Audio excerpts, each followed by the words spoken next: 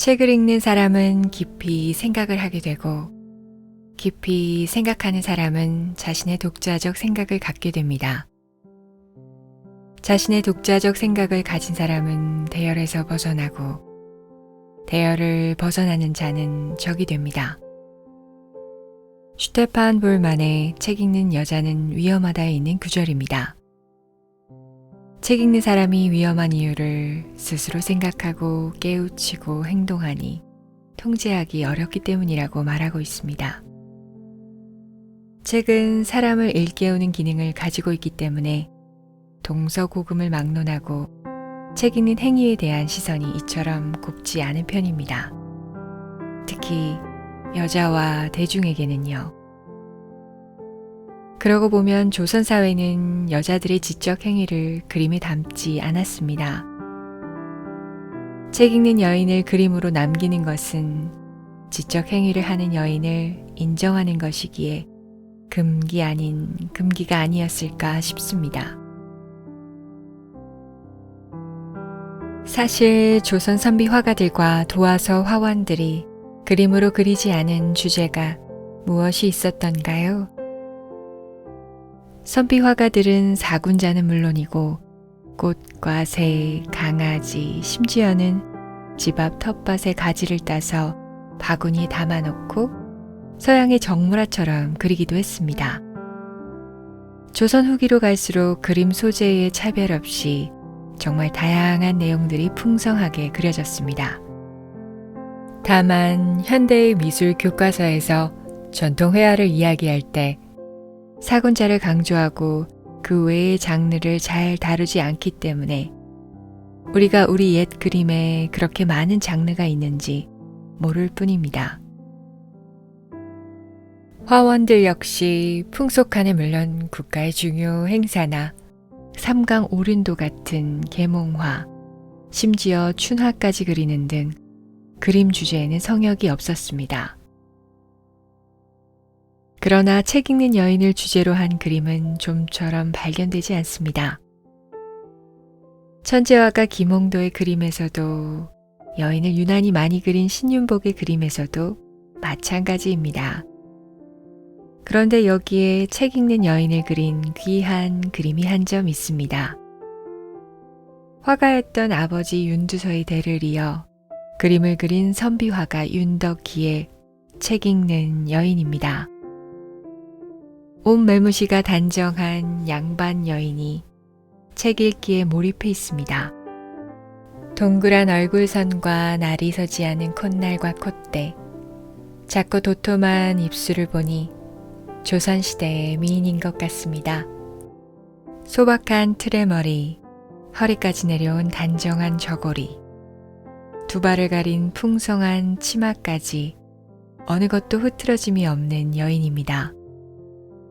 책 읽는 곳은 조용한 방이 아닌 뒤뜰의 한 구석으로 여인의 뒤에는 화조도의 병풍이 있고 병풍 뒤로는 커다란 파초가 보입니다. 여인은 딱딱한 나무 의자에 앉아서 긴 손가락으로 한자씩 글자를 짚고 뜻을 헤아리며 진지하게 책을 읽고 있습니다. 한편 책 읽는 여인을 그린 서양화를 감상하는 것은 어려운 일이 아닙니다. 언뜻 생각해 보아도 창을 통해 쏟아지는 햇살을 한 몸에 받으며 책을 읽는 여인을 그린 르누아르의 작품. 우아한 노란 드레스를 입고 푹신한 소파에 파묻혀 책 읽는 여인을 그린 프라고나르의 책 읽는 여인. 강렬한 이미지가 가득한 방에서 책 읽는 여인을 그린 마티스의 작품 등이 있습니다. 사실 서양 미술사에서 책 읽는 여인을 그린 화가들은 일일이 열거하는 게 의미 없을 정도로 흔합니다. 서양화에 등장하는 책 읽는 여인들 대부분은 실내에서 편안하게 책을 읽는 모습을 보여줍니다. 쿠션이 있는 의자나 소파에 편안하게 앉거나 드러눕는 등 일상의 긴장감에서 해방된 자세를 취하고 있습니다. 따스한 햇살까지도 여인의 몸과 책 위에 축복처럼 쏟아집니다. 책 읽기에 푹 빠진 모습은 그림을 감상하는 우리의 시선과 마음마저 편하게 만들어주고는 합니다. 이처럼 책을 어디서 어떤 자세로 읽느냐에 따라서 책의 종류나 읽는 이의 심리 상태를 어느 정도 가늠할 수 있습니다. 윤덕희의 여인은 흐트러짐 없이 반듯하게 앉아서 마음과 뜻을 한데 모아 한자 한자 읽고 있습니다. 여인의 분위기로 봐서는 당시 조선 여성들의 권장 도서인 여성 교훈서는 분명 아니다 싶습니다.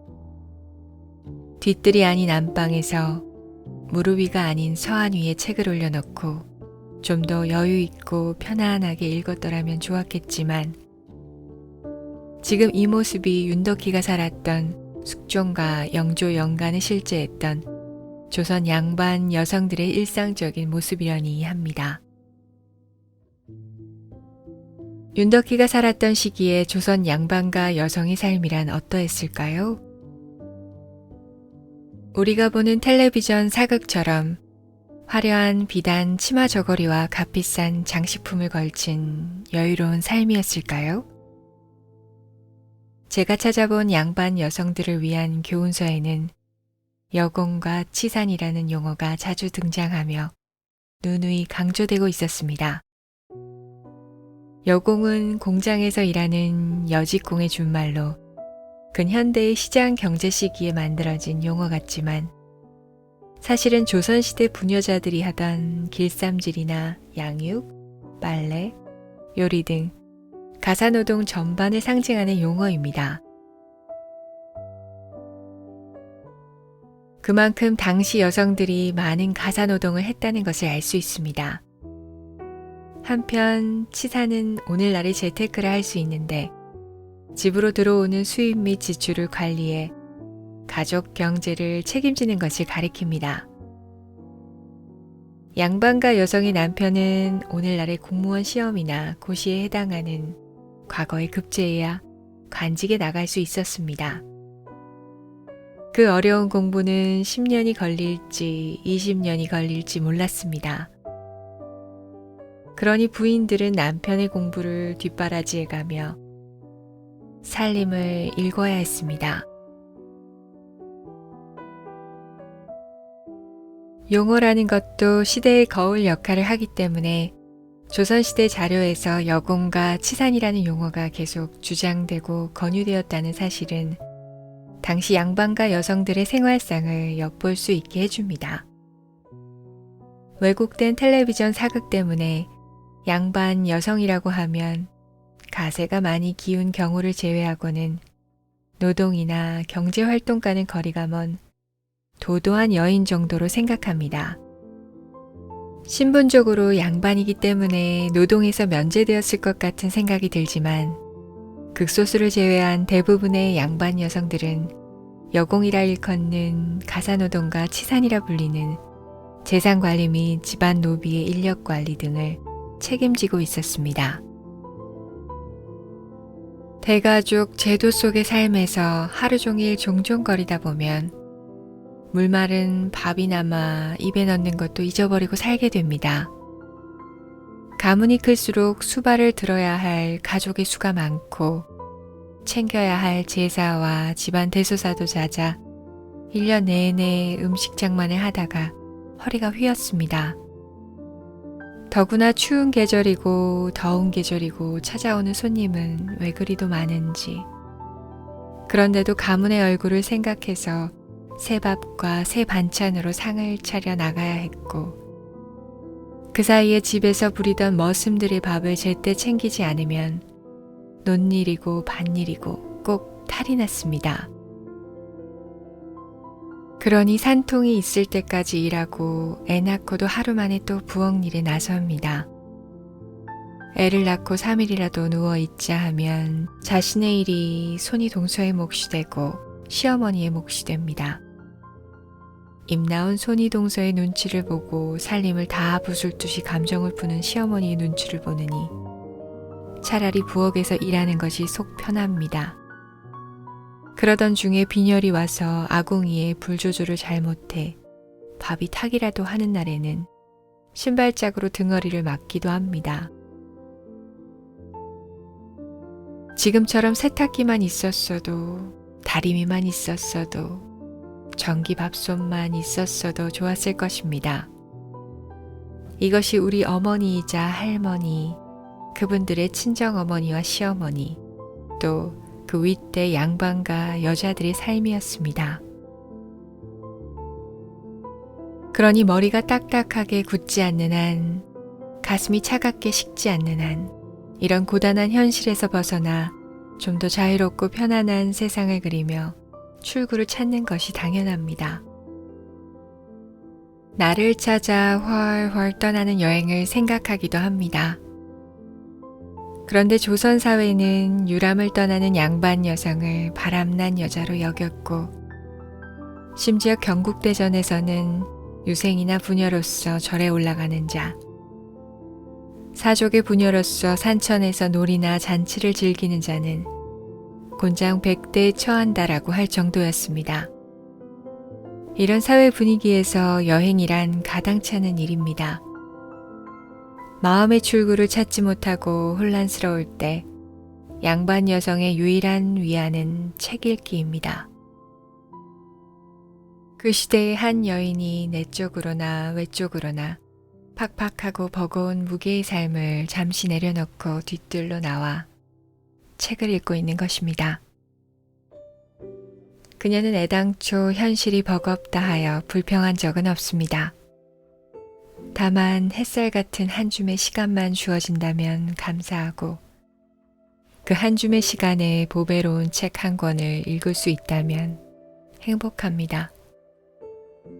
책을 통해 궁핍한 영혼을 구원하고, 책을 통해 열악한 현실을 이겨내고, 책을 통해 조금은 가당치 않은 것을 상상해보고, 책을 통해 지혜로운 사람의 덕담이나 조언을 듣고, 책을 통해 먼 나라를 여행할 수 있기 때문입니다. 책 읽는 여인의 모습은 아침 햇살에 반짝이는 이슬만큼이나 싱그럽습니다. 책 한 권을 통해 다른 세계로 젖어드는 눈빛과 그 세계를 점점 넓혀가는 과정을 보는 것은 마치 제가 책을 읽는 것처럼 감동적입니다. 특히 조선시대이기에 더욱 그렇습니다. 이 그림과 관련하여 생각나는 전시회가 하나 있는데 2011년 이화여자대학교 박물관에서 열린 가인, 동양 미술 속의 아름다운 사람들입니다. 한국, 중국, 일본 3국의 전통 미술 속 가인들의 아름다움을 외모보다는 내면적인 가치에 초점을 맞추어 정의해보는 전시였습니다. 전시는 동양 미술에 표현된 아름다운 사람의 모습을 청심, 의인, 미인, 예인, 선인으로 분류했는데 미인 부분에 윤덕희의 책 읽는 여인이 선정되어 있었습니다. 해설문에는 다음과 같은 내용이 실려 있었습니다. 조선시대의 미인은 단지 외적인 아름다움에 기준한 것이 아니라 현모양처가 되기 위해 독서하는 정숙한 여인의 모습으로도 재현되었습니다. 이 글을 읽고 조선시대의 미인이 단지 외적인 아름다움에 기준한 것이 아니라는 말에는 공감했지만 현모양처가 되기 위해서만 독서를 했을까 하는 생각을 했습니다.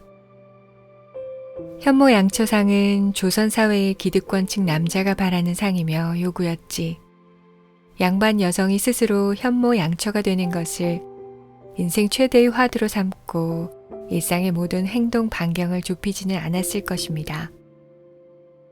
화가 윤덕희가 책 읽는 여인을 보편적인 남자의 시선으로 그렸다고는 생각되지 않습니다.